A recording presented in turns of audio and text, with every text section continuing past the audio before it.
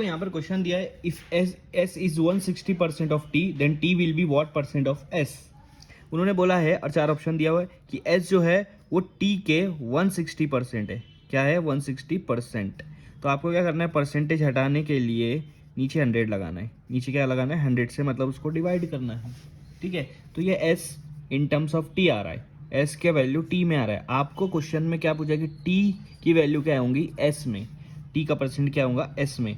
ठीक है, पहले यहाँ पर मैं इसको सॉल्व कर दिया, 0 0 कैंसिल, मेरा आंसर आ रहा है S is equal to 16/10 T. इन दोनों को और डिवाइड कर सकते क्या? जी हाँ, कर सकते हैं। 16 जो है वो 2 के टेबल में आता है 8 पर, 10 जो है वो 2 के टेबल में आता है 5 पर। ठीक है, अब इसको और डिवाइड नहीं कर सकते। ठीक है, तो और डिवाइड करेंगे मतलब पॉइंट में आएगा। अभी हमको क्वेश्चन क्या पूछा है, हम उस पर ध्यान देते हैं। हमको पूछा है कि टी की वैल्यू एस में क्या आएंगी, तो टी की वैल्यू निकालना है तो टी अकेला होगा, तो बाकी सारी चीज़ों को उधर लेकर चले जाओ। तो यहाँ पर एस तो पहले से है, ये जो 5 डिवाइड में था ये ऊपर आ गया, और ये 8 जो मल्टीप्लाई में था ये नीचे चला जाएगा। फिर टी की वैल्यू यहाँ पर निकलेंगी। अब देखो 5/8 हो गया, मैं इसको उल्टा कर लेता हूँ, टी को पहले लिख लेता हूँ 5/8 मल्टीप्लाई बाय एस, ऐसे आप लिख सकते, कोई प्रॉब्लम नहीं।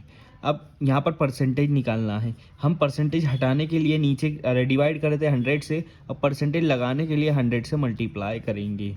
ठीक है, 5/8 को, तो आप देखो ये आपका 500 हो जाएगा, 500 S upon T, 8 sorry T की वैल्यू 8 के टेबल में 500 कब आता है वो आपको निकालना है।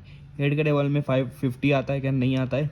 8 6 48 आता है। ठीक है, 2 बचा, यहाँ पॉइंट लगा दो, यहाँ पर क्या लगा दो, सॉरी 0 है अभी, हाँ 2 बचा ना, तो 2 यहाँ लगा दो। 20 8 के टेबल में 20 नहीं आता है, तो उससे छोटा आता है 16, 8 2 16।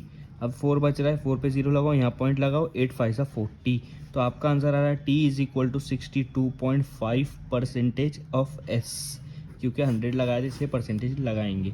ठीक है, तो 62.5% कहाँ है आपका? बी है, या बी ऑप्शन आपका करेक्ट है।